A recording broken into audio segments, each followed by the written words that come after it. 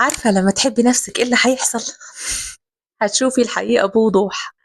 لو أول مرة تشوفيني أنا رشا، وهنا عشان أقولك الحاجات اللي يا ريتني عرفتها زمان، كانت هتفرق معايا كتير. ودي سلسلة اسمها بيني وبينك أو بينك. الكلام يصلح للرجالة والستات على فكرة، بس هو أكتر للستات. عارفة لما تحبي نفسك بجد إيه اللي هيحصل؟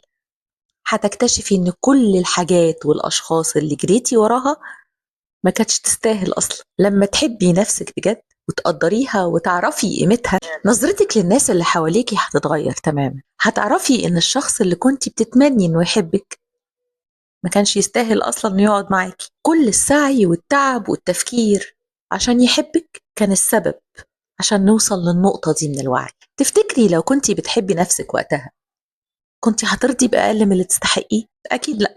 لو مريتي بالتجربة دي اكتبيلي في الكومنتات، أنا أستحق أكتر من كده، ونتقابل المرة الجاية.